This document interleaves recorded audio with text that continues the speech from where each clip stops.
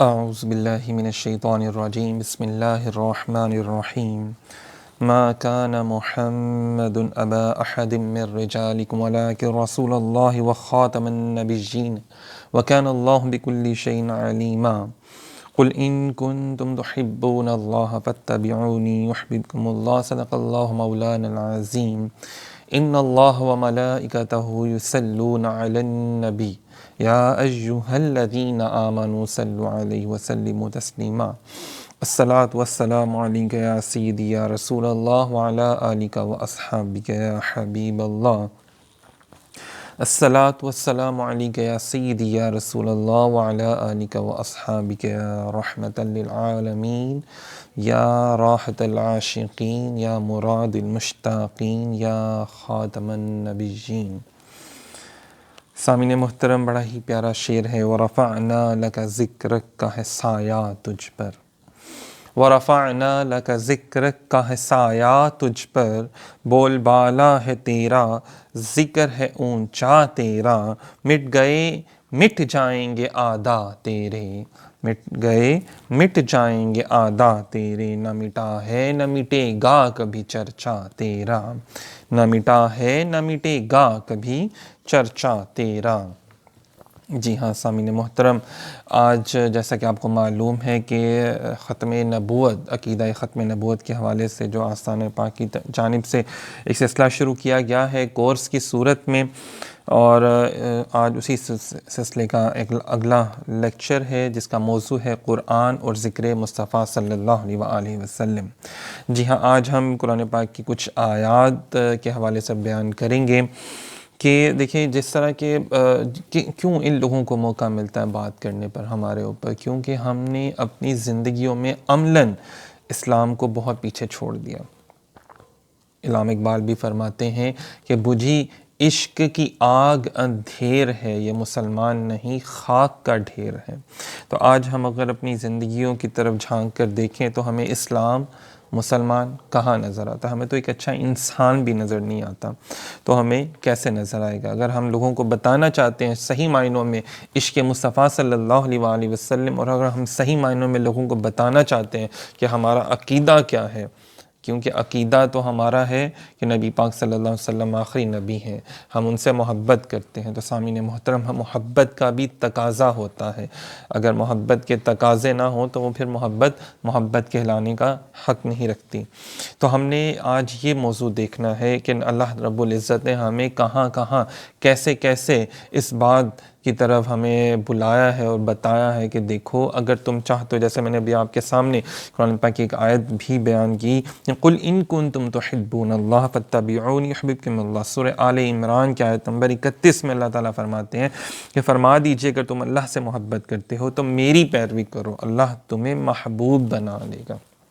اندازہ کریں، ہم لوگ تو کہتے ہیں کہ ہم یہ کام کر لیں وہ کام کر لیں تو ہم اللہ کے محبوب بن جائیں، تسبیحاں پڑھ لیں، وظیفے کر لیں، یا فلاں کوئی کام کر لیں، فلاں لوگوں کو راضی کر لیں۔ نہیں، لوگوں کو راضی کرنے سے اللہ خوش نہیں ہونا، نہ ہی کسی اور کو راضی کرنے سے اللہ خوش ہوگا۔ اللہ خوش ہوگا تو اپنے محبوب نبی پاک صلی اللہ علیہ وسلم کی محبت سے اطاعت اور اتباع پر خوش ہوگا۔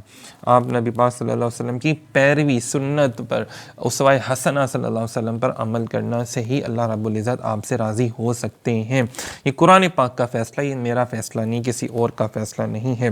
سامعین محترم، اگر ہم چاہتے ہیں کہ ہمارا اللہ، ہمارا رب ہماری دعائیں قبول کرے، ہم سے راضی ہو جائے، تو اس نے ایک دروازہ رکھا ہے اور وہ ہے اطاعت رسول صلی اللہ علیہ وآلہ وسلم کا۔ سامعین محترم، جیسے کہ آپ سب کو معلوم ہے کہ قرآن پاک اللہ تعالیٰ نے نازل فرمایا، اب قرآن میں احکامات نازل فرمائے۔ اب جیسے نماز کا آپ لے لیں کہ نماز کا حکم آ گیا، صحابہ کرام نے عرض کیا رسول اللہ صلی اللہ علیہ وسلم ہم نماز کیسے ادا کریں؟ تو نبی پاک صلی اللہ علیہ وسلم نے کیا فرمایا کہ جس طرح تم مجھے نماز پڑھتا دیکھتے ہو تم ویسی نماز پڑھ لیا کرو۔ اب یہ دیکھیں، یہ میں بات اپنے سے نہیں آپ سے کہہ رہا، بلکہ صحیح بخاری کی کتاب الادب میں یہ بات بیان کی گئی ہے کہ جس طرح تم مجھے نماز پڑھتا دیکھتے ہو اس طرح پڑھ لیا کرو۔ اب سامعین محترم، نبی پاک صلی اللہ علیہ وسلم کی ظاہری نماز کا ذکر کر لیں، چلیں باطنی اور باقی معاملات کا اگر آپ نہیں کرتے تو ظاہری معاملات کا کر لیں۔ تو رکوع، سجود کرنا، قاعدہ جلسہ اور قیام کرنا اور ان میں کیا کیا پڑھائی کرنی ہے، کون کون سی کلمات ادا کرنے ہیں، یہ سارا ذکر قرآن پاک میں نہیں ہے، بلکہ یہ ذکر ہمیں ملتا ہے کہاں پہ؟ سنت نبوی صلی اللہ علیہ وآلہ وسلم سے۔ نبی پاک صلی اللہ علیہ وسلم کی جب سیرت پاک کا مطالعہ کریں گے پھر ہمیں ملے گا۔ آگے چلتے ہیں، اسلام کا ایک اور بڑا پیارا سا رکن ہے حج، کہ حج، اب حج کا حکم آ گیا کہ ابھی اگر تم استطاعت رکھتے ہو تو تم جو ہے وہ حج لازمی کرو۔ اب صحابہ کرام نے پوچھ لیا یا رسول اللہ صلی اللہ علیہ وسلم حج کیسے ادا کرے، حکم تو آ گیا ہے تو یہ اس کو کرنا کیا ہے،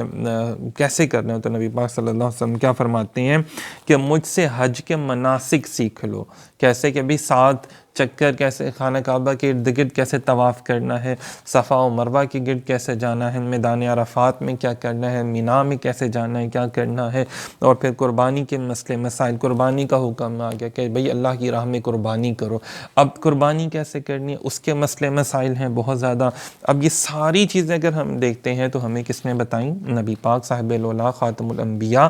سید الانبیاء صلی اللہ علیہ وآلہ وسلم نے سب کچھ بیان فرمایا۔ سامعین محترم، صحابہ کرام اپنی اعمال و عبادات کو سیرت نبوی صلی اللہ علیہ وسلم کے ذریعے ہی متعین کیا کرتے تھے۔ مطلب ان کے سامنے اگر انہوں نے کوئی عبادت کرنی ہے، کوئی عمل کرنے ہیں یا احکامات پر عمل کرنا ہے تو ان کے سامنے صرف اور صرف ایک ہی چیز ہے، اور وہ کیا ہے؟ میرے نبی پاک صلی اللہ علیہ وسلم کی ذات مبارکہ ہے۔ جو لوگ آج کہتے ہیں نا کہ یار بس چھوڑو جی، بس قرآن پہ عمل کرو، تو بھائی قرآن نازل کس پر ہوا؟ شان نزول کس پر ہے؟ نبی پاک صلی اللہ علیہ وسلم کی ذات مبارکہ پر ہے۔ تو قرآن پاک کی ہر آیت حضور علیہ السلام پر نازل ہوئی، اور آگے نبی پاک صلی اللہ علیہ وسلم نے ہی اپنی امت کو گائیڈ کیا، بتایا ان کو کہ بھئی یہ اللہ تعالیٰ کی آیت نازل ہوئی ہے اور اب آپ نے اس کے اوپر ایسے ایسے عمل کرنا ہے، یہ معاملات ہوں گے۔ اب یہ دیکھیں کہ حضرت عمر رضی اللہ تعالیٰ عنہ جیسے اتنے عظیم صحابی رسول صلی اللہ علیہ وآلہ وسلم،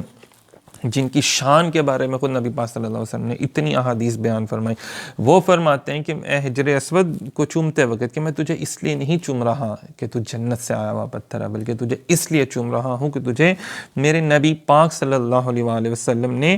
چوما ہے، اگر تجھے سرکار بوسہ نہ لیتے تو میں تجھے کبھی نہ چومتا۔ یہ بھی صحیح بخاری کتاب الحج میں یہ جو روایت ہے وہ بیان کی گئی ہے۔ تو سامعین محترم، یہاں سے آپ اندازہ کر لیں کہ صحابہ کرام کا ہر عمل، چاہے وہ اگر زکوٰۃ کے معاملات اللہ تعالیٰ نے فرمایا جی زکوٰۃ ادا کرو، بھئی کیسے ادا کریں،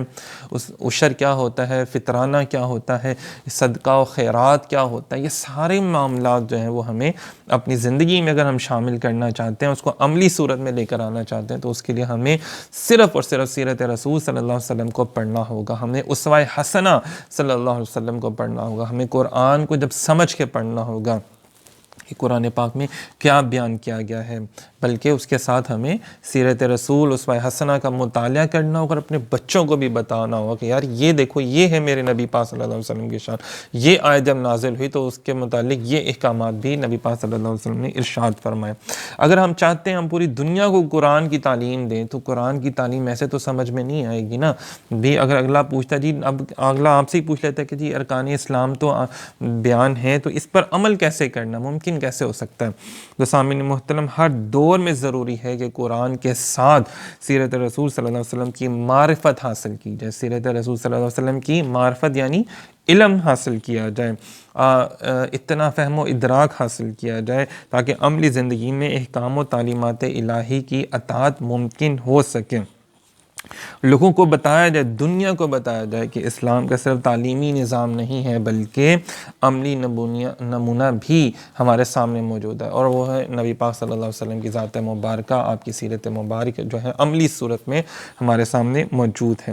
قرآن مجید میں جہاں جہاں اللہ تعالیٰ سے نسبت، اللہ تعالیٰ سے محبت، اللہ تعالیٰ کی اطاعت کرنے کا حکم دیا گیا، وہاں پہ عملی صورت کا بھی ذکر آیا ہے، اور وہ کیا ہے کہ وہاں اللہ تعالیٰ حضور نبی پاک صلی اللہ علیہ وسلم کا بیان اکٹھا کیا گیا ہے۔ جیسے میں نے بھی آپ کے سامنے فرمایا، میں ایک مطلب قل ان کنتم تحبون اللہ والی آیت جو میں نے بھی آپ کے سامنے پڑھی کہ اللہ کی محبت، حضور کی محبت، حضور کی محبت جو ہے وہ اللہ کی محبت ہے۔ اس لیے ایسی آیات جو ہیں جہاں جہاں اللہ رب العزت نے اپنا بیان فرمایا وہاں پہ اپنے محبوب کے متعلق بھی بیان فرمایا۔ تو آئیے آج ہم ان آیات کا انشاءاللہ تعالیٰ جو ہے وہ ذکر سنتے ہیں، ان آیات کو سن کے اپنی روحوں کو بھی منور فرمائیں، اب جسموں کو بھی منور فرمائے، ذہنوں کو بھی منور فرمائے، روشن کریں کہ یار یہ میرے نبی کی شان ہے، تو مجھے تو اپنے نبی کی احکامات پر عمل کرنا چاہیے، مجھے تو اپنے نبی پاک صلی اللہ علیہ وسلم کی سیرت پر عمل کرنا چاہیے، اور عمل کرنے کا حکم کون دے رہا ہے؟ اللہ رب العزت کی ذات۔ اب دیکھیں سورۃ الحجرات، تو ویسے تو حجرات جو ایک ایسی صورت ہے کہ جس میں اللہ رب العزت نے اپنے محبوب کریم نبی پاک صلی اللہ علیہ وسلم کی ذات مبارکہ سے ریلیٹڈ اندازہ کرے، اللہ پاک بہت حساس ہیں اپنے نبی کے بارے میں، اپنے محبوب کے بارے میں بہت زیادہ حساس ہیں، تو اللہ تعالیٰ نے ادب، تعظیم اور توقیر کے بارے میں ان آیات میں فرمایا کہ اونچا بھی مت بولو، اندازہ کرے اونچا بھی مت بولو، جو میرے محبوب دیں بس وہ لے لو، اس سے زیادہ نہ بولو۔ تو اب اندازہ کریں بڑا ہی اس میں ادب و احترام بہت زیادہ اللہ تعالیٰ نے فرمایا۔ سورۃ الحجرات کی آیت نمبر 15 میں اللہ تعالیٰ فرماتے ہیں انما المؤمنون الذین آمنوا باللہ ورسولہ، یہاں سے آپ اندازہ کریں کہ کامل ایماندار تو وہی ہیں جو ایمان لے آئے اللہ پر اور اس کے رسول صلی اللہ علیہ وسلم پر۔ اگر کوئی پڑھتا ہے نا صرف لا الہ الا اللہ، تو اللہ تعالیٰ فرماتے ہیں کہ وہ کامل ایمان والا نہیں ہے، وہ ایماندار بھی نہیں ہے۔ تو اللہ پاک جی وہ ایمان والا کیسے ہوگا، وہ کامل ایمان والا کیسے ہوگا، وہ ایماندار کیسے ہوگا؟ تو فرمایا وہ اللہ پر اور اس کے رسول صلی اللہ علیہ وسلم پر اگر وہ صحیح طریقے سے ایمان نہیں لے کر آتا اور ان سے صحیح طریقے سے محبت نہیں کرتا، اگر وہ اللہ کا ذکر کرتا ہے تو جب تک وہ لبیک یا رسول اللہ نہیں کہتا تو تب تک وہ صحیح مسلمان نہیں ہو سکتا کہ یا رسول اللہ مجھ پر نگاہ کرم فرمائے، یا رسول اللہ میں حاضر ہوں، یا رسول اللہ میں آپ کی اطاعت کرنے کے لیے حاضر ہوں، مجھ پر نگاہ کرم فرمائے۔ وَأَطِيعُوا اللَّهَ وَرَسُولَهُ إِن كُنتُم مُؤْمِنِينَ سورہ انفال کی آیت نمبر 1 میں اللہ تعالیٰ فرماتے ہیں اور اللہ اور اس کے رسول صلی اللہ علیہ وسلم کا حکم مانو اگر تم ایماندار ہو، مطلب اگر تم ایمان رکھتے ہو، اگر تم ایمان نہیں رکھتے نا تو پھر ٹھیک ہے تم نہیں مانو، جیسے اب دیکھیں نا دوسرے مذاہب والے نہیں کرتے ہیں، لیکن اگر تم ایمان رکھتے ہو تو تمہارے لیے لازم ہے اللہ کا بھی حکم ماننا اور رسول اللہ صلی اللہ علیہ وآلہ وسلم کا بھی حکم ماننا۔ تو اب ہمیں دیکھنا ہے کہ یار رسول اللہ صلی اللہ علیہ وسلم کا حکم کیا ہے، لا نبی یا بعدی، کہ اللہ کے رسول صلی اللہ علیہ وسلم فرماتے ہیں کہ میرے بعد کوئی نبی نہیں ہے۔ اب اللہ تعالیٰ کے رسول نے فرمایا میرے بعد کسی نے نبی آنا ہوتا تو وہ عمر آتے، لیکن وہ دیکھیں نا ان کو نبوت تو نہیں ملی نا، اے علی تم میرے بعد ایسے ہو جیسے موسیٰ علیہ السلام کے ساتھ ہارون تھے، لیکن تم نبی نہیں۔ تو دیکھیں نبی پاک صلی اللہ علیہ وسلم نے خود فرما دی، کتنی بے شمار ایسے احادیث میں فرما دیا کہ کیا اس کو کہتے ہیں، اور اللہ اور اس کا رسول صلی اللہ علیہ وسلم کا حکم مانو اگر تم ایماندار ہو، مطلب ایماندار ہونے کی ایک بہت بڑی نشانی جو ہے وہ ہمیں بتا دی۔ اب ہمیں بھی چاہیے نا کہ ہم بھی ایماندار ہونا چاہتے ہیں تو ہم بھی، میرے نبی پاک صلی اللہ علیہ وسلم نے فرمایا نا کہ بھئی جھوٹ چھوڑ دو، ملاوٹ کرنا چھوڑ دو، دوغلی پالیسیاں منافقتیں چھوڑ دو۔ اگر ہم اس کا مطلب ہے یہ ساری چیزیں نہیں چھوڑتے تو ہم اللہ کے بھی گنہگار ہیں اور رسول اللہ صلی اللہ علیہ وآلہ وسلم کی ذات مبارکہ کے بھی گنہگار ہیں کہ ہم ان کی تعلیمات پر عمل نہیں کر رہے، جبکہ اللہ تعالیٰ فرماتا ہے کہ عمل کرو گے تو پھر تم جو ہے وہ ایماندار کہلاؤ گے۔ پھر اللہ تعالیٰ فرماتے ہیں سورہ نساء کی آیت نمبر 14 میں وَمَن يَعْصِ اللَّهَ وَرَسُولَهُ وَيَتَعَدَّ حُدُودَهُ يُدْخِلْهُ نَارًا خَالِدًا فِيهَا وَلَهُ عَذَابٌ مُهِينٌ۔ اللہ تعالیٰ فرماتے ہیں اور جو اللہ اور اس کے رسول کی نافرمانی کرے گا اور اللہ کی قائم کردہ حدوں سے آگے بڑھے گا، وہ اللہ اسے ہمیشہ رہنے والے عذاب میں مبتلا کر دے گا۔ مطلب دیکھیں جو اللہ کی بھی نافرمانی کرتا ہے، لوگ کہتے ہیں نا بس جی اللہ کو مانو، اللہ کو مانو، اللہ کیا ہے؟ اللہ فرما رہے ہیں کہ جی اللہ کی نافرمانی کرتا ہے، اور جو رسول اللہ صلی اللہ علیہ وسلم کی نافرمانی کرے گا تو کیا ہوگا؟ عذاب کا مستحق ہوگا۔ سامعین محترم، میری اور آپ کی کوئی بات کوئی نہیں مانتا، ہماری کوئی مخالفت کرتا ہے، لیکن اس کے اوپر تو نہیں ہے اللہ نے آیت نازل کی کہ بھئی تمہاری کوئی بات نہیں مان رہا، تمہاری کوئی بات نہیں مان رہا تو جناب اس کے اوپر عذاب ہوگا۔ نہیں، میں اور آپ ہم لوگ کیا، ہماری کیا حیثیت، کیا اوقات ہے؟ یہ اللہ نے اپنے محبوب کی شان بیان کی ہے کہ اگر تم اللہ اور اس کے رسول کی نافرمانی کرو گے تو پھر کیا ہوگا؟ تم حد سے بڑھ جاؤ گے۔ جو حد سے بڑھ جاتا ہے بدتمیز بن جاتا ہے، جو بد اخلاق گستاخ بن جاتا ہے، منافق بن جاتا ہے، تو پھر کیا ہوتا ہے؟ پھر وہ ہمیشہ رہنے والے عذاب میں مبتلا کر دیا جاتا ہے۔ کہ دیکھیں نا آج ان لوگوں پر لعنتیں ہو رہی ہیں، چاہے وہ لوگ مر بھی گئے ہیں جنہوں نے بے ادبی گستاخی کی ہے، لیکن آج بھی ان کے اوپر ان کو لعنتیں بھیجا جاتا ہے، ان کو برا بھلا کہا جاتا ہے۔ اور وہ جو آخرت میں ان کے لیے عذاب ہے وہ علیحدہ دوزخ میں ہو رہا ہے۔ ذَلِكَ بِأَنَّهُمْ شَاقُّوا اللَّهَ وَرَسُولَهُ وَمَن يُشَاقِقِ اللَّهَ وَرَسُولَهُ فَإِنَّ اللَّهَ شَدِيدُ الْعِقَابِ۔ سورہ انفال کی آیت نمبر 13 میں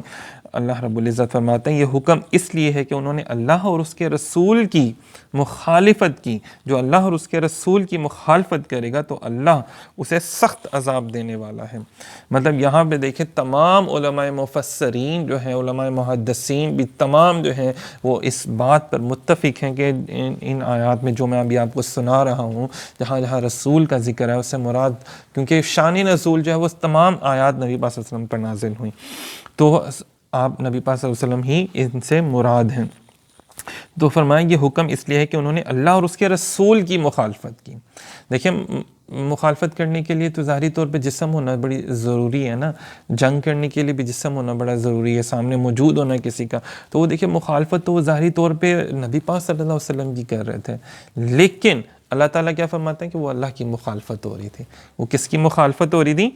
اللہ کی۔ تو آپ اندازہ کر لیں کہ آج جو لوگ توبہ نعوذ باللہ معاذ اللہ رسول اللہ کو اپنے جیسا کہتے ہیں، یا توبہ نعوذ باللہ معاذ اللہ نبی پاک صلی اللہ علیہ وسلم کی تعلیمات کی دھجیاں اڑاتے ہیں، یا حضور علیہ السلام کی تعلیمات پر عمل کرنا بڑا بار اور بوجھ سمجھتے ہیں، تو ان لوگوں کو ذرا سوچنا چاہیے کہ یار حضور علیہ السلام کی تعلیمات صرف یہ تھی کہ صرف نماز پڑھو، یا حضور علیہ السلام کی تعلیمات بس یہی تھی کہ خود تسبیحاں پڑھتے رہو، اور اگر کوئی بھوکا مرا تو اسے کھانا نہ کھلاؤ، اور اگر کسی کو تمہارے اللہ تعالیٰ نے جو تمہیں عطا کیا ہوا مال ہے اس میں سے خرچ کرنے کی ضرورت پڑ جاتی ہے، کسی بھائی بہن دوست احباب کو، شہری کو، ہم وطن کو، امتی کو، سرکار کی ضرورت ہے تو تم اس کو جا کے مدد کرو، اور تم کو کہ جی نہیں میں نے ایسا نہیں کرنا۔ کہاں لکھا ہے؟ تو یہ لکھا ہوا ہے قرآن پاک میں۔ اللہ رب العزت نے بیان فرمایا ہے کہ جو اللہ اور اس کے رسول کے احکامات کی مخالفت کرتا ہے نا تو پھر اس کے اوپر سخت عذاب ہے۔ یہ اللہ تعالیٰ بھی فرماتے ہیں نا کہ میں ایسے نہیں، میں تو کسی کو بیمار نہیں کرتا، یہ انسان کے اپنے معاملات ہوتے ہیں، تو ہمارے اپنے گناہ ہی ہمارے جو بیماریاں بن کے وہ سامنے آ جاتی ہیں۔ الم یعلموا انہ من یحادد اللہ ورسولہ فان لہ نار جہنم۔ کیا وہ نہیں جانتے کہ جو کوئی مخالفت کرتا ہے اللہ اور اس کے رسول کی، پر اس کے لیے دوزخ کی آگ ہے۔ سورہ توبہ میں فرمایا گیا، کیا وہ نہیں جانتے کہ جو کوئی مخالفت کرتا ہے، مطلب مخالفت کرنے کی یہاں پہ بھی بات ہوئی، وَلَا يُحَرِّمُونَ مَا حَرَّمَ اللَّهُ وَرَسُولُهُ سورہ توبہ میں، اور وہ اسے حرام نہیں سمجھتے جسے اللہ اور اس کے رسول صلی اللہ علیہ وسلم نے حرام فرمایا۔ مطلب اگر اللہ کے محبوب نبی پاک صلی اللہ علیہ وسلم نے کسی چیز کو حرام قرار دے دیا تو بس وہ حرام قرار ہو گیا۔ کچھ چیزیں ایسی تھیں جس کو اللہ رب العزت نے قرآن پاک میں حرام قرار دیا، کچھ چیزوں کا صحابہ کرام کو نہیں معلوم تھا، قرآن پاک میں بھی ان کا ذکر آ گیا، لیکن پھر بھی نہیں معلوم تھا، تو پھر نبی پاک صلی اللہ علیہ وسلم نے ان چیزوں کے بارے میں فرمایا کہ بھئی یہ چیزیں بھی اگر تمہارے سامنے آ جائیں تو وہ بھی حرام ہوں گی، اور ان کی پراپر پوری تعداد اور سارے معاملات جو ہیں وہ کس کے لیے حلال ہوگی، کس کے لیے جائز ہوں گی، کس صورت میں جائز ہوگی، یہ تمام مسئلے مسائل جو ہیں وہ نبی پاک صلی اللہ علیہ وسلم کی سیرت پاک سے ہی ہمیں ملتے ہیں۔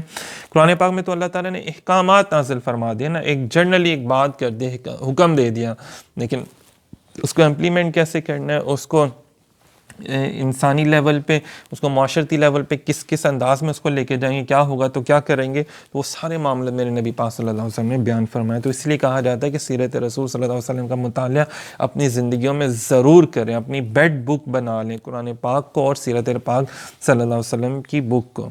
یقین جانیے جب آپ قرآن پڑھیں گے تو آپ کو ایسا لگے گا جیسے آپ میرے آقا مدنی تاجدار سید الانبیاء صلی اللہ علیہ وسلم کی سیرت پاک کا مطالعہ کریں، اور جب آپ سیرت پاک صلی اللہ علیہ وسلم کا مطالعہ کریں گے تو جس شخص نے قرآن کا مطالعہ کیا نا اس کو سیم ایسا لگے گا جیسے وہ قرآن کا ہی مطالعہ کر رہا ہے۔ فرمایا انما جزاء الذین یحاربون اللہ ورسولہ، سورہ مائدہ کی آیت نمبر 33 میں، بلا شبہ یہ ان لوگوں کی سزا ہے جو جنگ کرتے ہیں اللہ سے اور اس کے رسول سے۔ اب یہاں دیکھیں اللہ اور اس کے رسول سے، اللہ اور اس کے رسول سے، اب جنگ کرنا، میں نے جیسے ابھی پیچھے ذکر کیا تھا کہ لوگ جنگ کرتے تھے، غزوات ہوئے ہیں نا، تو وہ جنگیں ہوتی تھیں۔ اب وہ کیا ہوتا تھا کہ رسول اللہ صلی اللہ علیہ وسلم سے، صحابہ کرام سے ہو رہی ہوتی تھی جنگ، لیکن اللہ کیا فرما رہے ہیں کہ وہ جو جنگ کرتے ہیں اللہ سے، مطلب وہ اللہ سے بھی جنگ کر رہے ہیں۔ جو گستاخ رسول ہے وہ بیسیکلی اللہ کا بھی گستاخ ہے۔ جس نے توبہ نعوذ باللہ حضور کی شان میں کمی کی، اس نے توبہ نعوذ باللہ خدا کی شان میں کمی کی۔ جس نے رسول اللہ صلی اللہ علیہ وسلم سے جنگ کی، آپ کو ناراض کیا، اس نے گویا کہ اللہ سے جنگ کی اور اللہ کو ناراض کیا۔ وَلَوْ أَنَّهُمْ رَضُوا مَا آتَاهُمُ اللَّهُ وَرَسُولُهُ وَقَالُوا حَسْبُنَا اللَّهُ۔ سورۃ توبہ کی اگین آیت 59 میں فرماتا ہے کیا اچھا ہوتا اگر وہ خوش ہو جاتے اس سے جو اللہ اور اس کے رسول نے انہیں عطا کیا، اور کہتے کہ ہمارے لیے اللہ ہی کافی ہے، ہمارے لیے اللہ ہی کافی ہے۔ تو جو اللہ اور اس کے رسول نے ہمیں عطا کر دی ہے نا، تو ہمیں اس پر شکر ادا کرنا چاہیے، ناشکراپن نہیں کرنا چاہیے۔ سامعین محترم، وَمَا نَقَمُوا إِلَّا أَنْ اغناہم اللہ ورسولہ من فضلہ، سورۃ توبہ کی اگین آیت ہے ماشاءاللہ سے۔ اور انہیں کیا برا لگا، یہی نہ کہ اللہ رسول نے انہیں اپنے فضل سے غنی کر دیا۔ سیؤتینا اللہ من فضلہ ورسولہ، سورۃ توبہ کی اگین 59 نمبر آیت میں کیا فرماتے ہیں، اللہ اور اس کا رسول اپنے فضل سے ضرور عطا فرمائے گا۔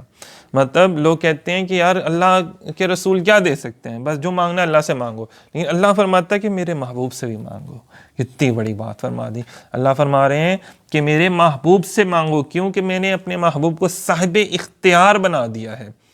میں نے اپنے محبوب کو صاحب اختیار بنا دیا۔ اگر اللہ اپنا فضل عطا کرتا ہے تو اس کا رسول بھی اپنا فضل عطا کرتا ہے، سبحان اللہ۔ اللہ اپنی رحمتوں کا نزول کرتا ہے اور میرے آقا کو رحمت للعالمین بنا کر بھیج دیتا ہے۔ تو سامعین محترم، کتنی بڑی بات ہے، وَمَا أَرْسَلْنَاكَ إِلَّا رَحْمَةً لِلْعَالَمِينَ، اللہ تعالیٰ نے فرما دیا۔ اب یہ دیکھیں سورۃ توبہ کی آیت نمبر 74 میں اور آیت نمبر 59 میں، دونوں آیات میں اللہ تعالیٰ کیا فرما رہے ہیں، اپنے فضل سے غنی کر دیا۔ معلوم ہوا میرے آقا مدنی تاجدار صلی اللہ علیہ وآلہ وسلم بھی اپنے فضل عطا کر سکتے ہیں، اور اپنے فضل سے کسی کو داتا گنج بخش فیض عالم بنا سکتے ہیں، اپنے فضل سے کسی کو حیدر کرار بنا سکتے ہیں، اپنے فضل سے کسی کو عثمان غنی بنا سکتے ہیں، اپنے فضل سے خواجہ خواجگان سلطان الہند بنا سکتے ہیں۔ تو میرے نبی پاک صلی اللہ علیہ وسلم کے فضل شان ہے، اختیار ہے کہ جو در اقدس پر جاتا ہے وہ کبھی بھی خالی ہاتھ واپس نہیں آتا۔ تو یہ کہہ کون رہا ہے، یہ اللہ رب العزت کی ذات فرما رہی ہے۔ اب اللہ کی بات کو کون انکار کر سکتا ہے؟ اس ذرا غور کیجئے گا اپنے معاملات پر کہ ہم آج کہاں بیٹھے ہیں اور ہم کہاں کھڑے ہیں ہم لوگ۔ تو ہمیں توبہ کرنی چاہیے اللہ رب العزت کی بارگاہ میں، اور نبی پاک صلی اللہ علیہ وسلم کی بارگاہ میں حاضر ہونا چاہیے۔ وَأَذَانٌ مِّنَ اللَّهِ وَرَسُولِهِ، سورۃ توبہ کی آیت نمبر 3 میں، اور اللہ اور اس کے رسول کی طرف سے ندا دینا ہے۔ مطلب اگر آپ ندا دیتے ہیں، کسی کو اچھی بات بتاتے ہیں، تو وہ صرف اللہ کی طرف سے نہیں ہے بلکہ وہ رسول اللہ صلی اللہ علیہ وسلم کی طرف سے بھی ہے۔ اگر آپ کہتے ہیں نا امر بالمعروف نہی عن المنکر، کہ اچھے کاموں کا حکم دینا اور برائی سے لوگوں کو روکنا، تو یہ صرف اللہ کا حکم ہے، بلکہ اللہ فرماتا ہے کہ یہ اللہ اور اس کے رسول کی طرف سے ہے۔ اگر آپ یہ سمجھ کے کرتے ہیں نا، تو اللہ پاک آپ کے اوپر پھر خوش ہوتے ہیں، پھر اللہ پاک آپ کو عطا کرتے ہیں۔ تو سامعین محترم، فَإِن تَنَازَعْتُمْ فِي شَيْءٍ فَرُدُّوهُ إِلَى اللَّهِ وَالرَّسُولِ، سورۃ نساء کی آیت نمبر 59 میں، پھر اگر تم میں کسی بات پر تنازع ہو جائے تو اللہ اور اس کے رسول صلی اللہ علیہ وسلم کے حضور رجوع کرو۔ مطلب اللہ کے حضور بھی رجوع کرو، اور رسول اللہ صلی اللہ علیہ وسلم کی بارگاہ میں بھی حاضر ہو کہ یا رسول اللہ ہمارے یہ معاملات ہیں، یہ خراب ہو گئے ہیں، تو آپ اپنی نگاہ کرم فرمائیں۔ یا رسول اللہ انظر حالنا، میرے آقا کرم فرمائے کہ آپ کے غلام جو ہیں وہ مشکلوں میں ہیں۔ یا رسول اللہ آپ کے غلام مشکلوں میں ہیں، اپنے غلاموں کے لیے آسانیاں عطا فرما دیں، ہماری رہنمائی فرما دیں۔ تو یقین جانیے سیرت پاک صلی اللہ علیہ وسلم میں آپ کو تمام رہنمائی اپنے تنازعات کے حوالے سے، اپنے معاملات کے حوالے سے، ہر طرح کے معاملات کے حوالے سے آپ کو ضرور ملے گی، لیکن شرط یہ ہے کہ حضور کی بارگاہ میں حاضر ہونا ہے، ادب سے، محبت سے، پیار سے حاضر ہونا ہے۔ اب اندازہ کریں کہ براءۃ من اللہ ورسولہ، اور سورۃ توبہ کی آیت نمبر 1 میں بیزاری کا حکم سنانا ہے اللہ اور اس کے رسول کی طرف سے۔ مطلب ہم کہتے ہیں یار میں تم سے بیزار ہو گیا ہوں، مجھے اب تمہارے سے نفرت ہے۔ تو یہاں پہ دیکھیے اللہ اگر بیزار ہوتا ہے تو نبی بھی، اگر اللہ کے در سے کوئی ہو جائے نا بیزار، مطلب اللہ اگر بیزار ہو جاتا ہے نا کسی سے، تو نبی تو منا لیتے ہیں، لیکن یہ دعا کریں کہ کبھی نبی کسی سے بیزار نہ ہو، کیونکہ نبی اللہ تعالیٰ فرماتا ہے کہ میں تو بھائی اولیاء اللہ سے، جو میرے اولیاء اللہ سے نفرت کرتا ہے نا، تو بدتمیزی کرتا ہے، میری اس کے ساتھ اعلان جنگ ہے۔ اور پھر نبی کی شان تو بہت بڑی شان ہے کہ اگر ابو لہب نے کچھ کہا تو اللہ تعالیٰ فرما رہے ہیں کہ تیرے ہاتھ ٹوٹے ابو لہب۔ اللہ تعالیٰ جلال میں ہے، اتنے حساس ہیں اپنے محبوب کی محبت کے حوالے سے۔ پھر اللہ تعالیٰ فرماتے ہیں یا ایھا الذین آمنوا لا تقدموا بین یدی اللہ ورسولہ، سورۃ الحجرات آیت نمبر 1 میں، اے ایمان والو اللہ اور اس کے رسول سے آگے نہ بڑھو، اللہ اور اس کے رسول صلی اللہ علیہ وسلم سے آگے نہ بڑھو۔ کچھ لوگوں نے قربانی کر لی، نبی پاک صلی اللہ علیہ وسلم کی قربانی کرنے سے پہلے تو اللہ تعالیٰ نے فرمایا کہ میرے محبوب سے پہلے یہ عمل مت کرو، مطلب اللہ اور اس کے رسول سے، حالانکہ قربانی تو رسول اللہ صلی اللہ علیہ وسلم نے فرمانی تھی، لیکن یہاں پر بھی اللہ تعالیٰ نے اپنا نام لیا کہ جو محبوب کا عمل وہی میرا عمل ہے، جو میرا عمل ہے وہ محبوب کا عمل ہے، جو میری بات ہے وہی محبوب کی بات ہے۔ وہ خدا نہیں باخدا، لیکن وہ خدا سے جدا بھی نہیں، بعد از خدا بزرگ توئی قصہ مختصر۔ اور اسی طرح دیکھو کہ پھر سورہ نساء کی آیت میں ہے، اور جب ان سے کہا جاتا ہے کہ اللہ کی اتاری ہوئی کتاب اور اس کے رسول صلی اللہ علیہ وسلم کی طرف آؤ تو تم دیکھو گے کہ منافق تم سے منہ موڑ کر پھر جاتے ہیں۔ مطلب دیکھو صرف اللہ کی طرف تو لوگ بلاتے ہیں آج لوگ، لیکن فرمایا کہ جو رسول کی طرف آؤ، رسول کی طرف بھی آؤ نا، رسول کا کہنا بھی تو مانو، رسول سے بھی تو محبت کرو اگر تم ایمان والے ہو۔ کتنی بڑی بات ہے، یہ سورہ نساء کی آیت میں ہے۔ پھر اسی طرح فرماتے ہیں واللہ ورسولہ احق ان یردوہ ان کانوا مؤمنین، سورہ توبہ کی آیت نمبر 62 میں 62 میں فرماتے ہیں اللہ اور اس کا رسول صلی اللہ علیہ وسلم اس بات کا زیادہ مستحق ہے کہ اسے راضی کریں اگر وہ ایماندار ہیں۔ کتنی بڑی بات ہے کہ اگر وہ ایماندار ہیں۔ آج ہمارے لوگ کہتے ہیں کہ یار وہ رشتہ دار آ گئے ذرا ان کو راضی کرنا ہے، یا فلانا باس ہے اس کو راضی کرنا ہے، فلاں میرا استاد ہے اس کو راضی کرنا ہے، ہم کوئی کبھی کسی کو راضی کرنے میں لگے رہتے ہیں، یار وہ مالدار ہے اس کو راضی کریں گے تو تھوڑے پیسے مل جائیں گے، اس کو راضی کریں گے، باس کو تو ذرا مجھے جاب کے لیے زیادہ اچھی جو ہے اپرچونیٹیز مجھے مل جائیں گی، میری ترقی ہو جائے گی، تو ہم لوگ لوگوں کو راضی کرنے میں لگے ہوتے ہیں۔ لیکن اللہ تعالیٰ فرماتا ہے اللہ زیادہ مستحق ہے اور اس کا رسول صلی اللہ علیہ وسلم زیادہ مستحق ہیں کہ ان کو راضی کیا جائے۔ آپ یقین جانیے جس سے اللہ اس کے رسول راضی ہو جائے نا، پھر وہ وقت کے تاجدار بن جاتے ہیں، وہ پھر 22 لاکھ مربع میل پہ ایسے حکومت کرتے ہیں کہ ہر جگہ پہ امن و امان قائم ہو جاتا ہے، پھر وہاں پہ معاشیات کے نقصانات نہیں ہوتے، پھر وہاں پہ لوگ روتے نہیں ہیں۔ تو فرمایا ان الذین یبایعونک انما یبایعون اللہ ید اللہ فوق ایدیہم، بے شک جو لوگ آپ صلی اللہ علیہ وسلم کی بیعت کرتے ہیں وہ اللہ ہی کی بیعت کرتے ہیں، ان کے ہاتھوں پہ اللہ کا ہاتھ ہے۔ اب یہاں پر آپ اندازہ فرما لیں، سورہ فتح کی آیت نمبر 10 ہے یہ، اس میں بے شک جو لوگ آپ صلی اللہ علیہ وسلم کی بیعت کرتے ہیں، محبوب آپ کے ہاتھ میں جو بیعت توبہ کرتے ہیں، یہ بیعت رضوان ہے، اس دور میں بیعت کی جاتی تھی، عہد لیا جاتا تھا، تو وہ اللہ ہی کی بیعت کرتے ہیں۔ محبوب سے بیعت کرنا، محبوب سے عہد کرنا، محبوب کی بارگاہ میں توبہ کرنا کیا ہے؟ وہ اللہ کی بارگاہ میں عہد لینا ہے، اللہ کی بارگاہ میں بیعت کرنا ہے، وہ اللہ کی بارگاہ میں، اور ان کے ہاتھوں پر اللہ کا ہاتھ ہے، محبوب کے ہاتھ پر کس کا ہاتھ ہے؟ اللہ کا ہاتھ ہے۔ سبحان اللہ، مطلب کتنی بڑی بات ہے، اس کو ذرا غور کرنا چاہیے۔ بھی تو ہم یہاں پہ مختصر بیان کر رہے ہیں، یقین جانیے ان آیات کی اگر میں تفسیر شروع کروں علماء کے حوالے سے، مفسرین اکرام کے حوالے سے، صحابہ اکرام کے حوالے سے، تو اس کے لیے ہمیں کتنے ہی جو ہیں وہ معاملات چاہیے۔ پھر فرمایا وَمَا رَمِيتَ إِذْ رَمَيْتَ وَلَكِنَّ اللَّهَ رَمَى، اے محبوب صلی اللہ علیہ وسلم آپ نے جو کنکریاں پھینکی تھیں وہ آپ نے نہیں بلکہ اللہ نے پھینکی تھیں۔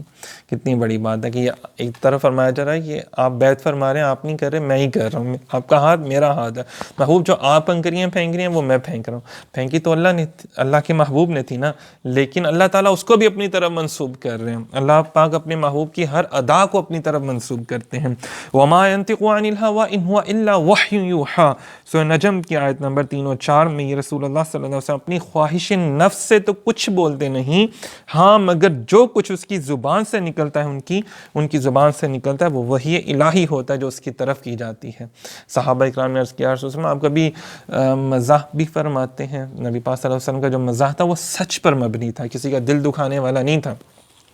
پڑھیے احادیثی کتابیں، انشاءاللہ تعالیٰ آپ کو پتہ چلے گا اس کے بارے میں۔ اور اگر آپ کبھی یا رسول اللہ صلی اللہ علیہ وسلم غصہ فرماتے ہیں تو آپ نے فرمایا میرا غصہ بھی اور میرا مزاح کرنا بھی اللہ کی طرف سے ہوتا ہے۔ وَمَا يَنطِقُ عَنِ الْهَوَىٰ، محبوب جو آپ فرماتے ہیں وہ آپ نے، وہ میں ہی تو کہہ رہا ہوتا ہوں۔ کتنی بڑی بات ہے۔ تو معلوم ہوا میرے آقا مدنی تاجدار صلی اللہ علیہ وسلم کا فرمان عالی شان لا نبی بعدی اللہ کی طرف سے تھا۔ ما کان محمد ابا احد من رجالکم، اس تمام ارشادات جو ہیں تاجدار ختم نبوت، یہ سب کے سب ارشادات جو ہیں وہ اللہ کی طرف سے ہیں۔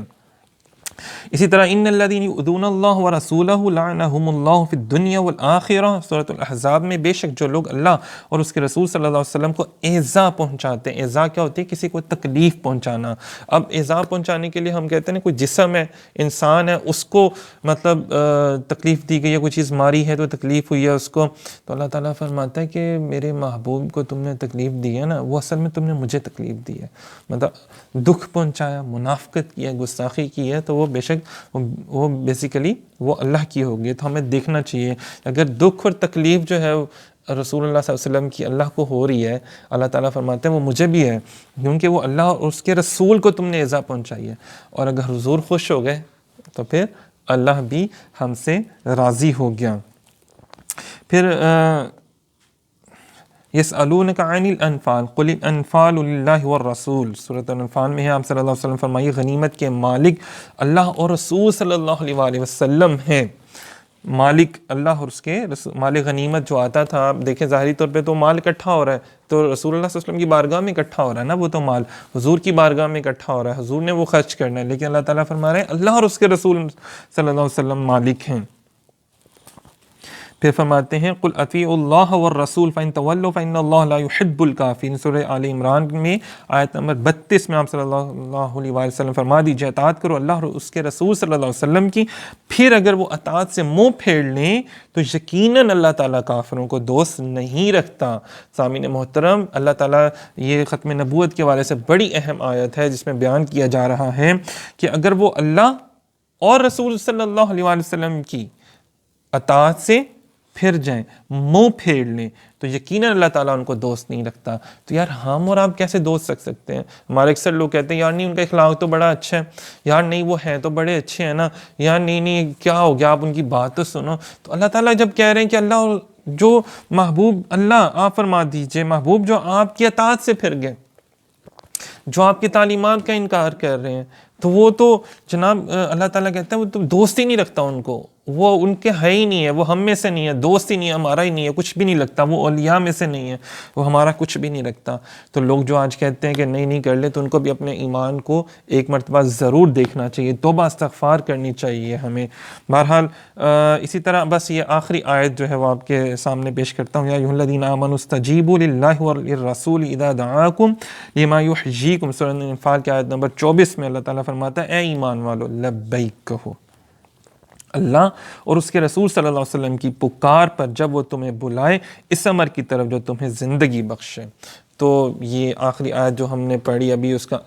کہ لبیک کہنا چاہیے ہمیں، لبیک کہ یا رسول اللہ ہم آپ کے احکامات کے لیے حاضر ہیں، اللہ تعالیٰ جی ہم آپ کے احکامات کے لیے حاضر ہیں. اے ایمان والو، ایمان والوں کو پکارا گیا. تو سامعین محترم، آج کا جو لیکچر تھا یقین مطلب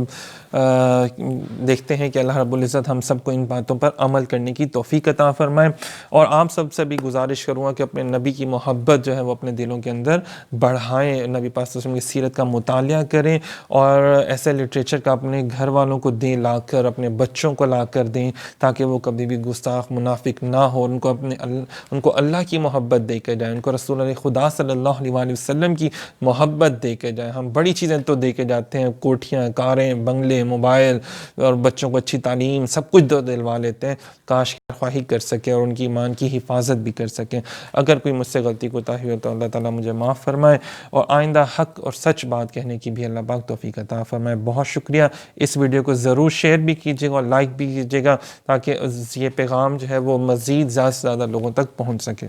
جزاک اللہ.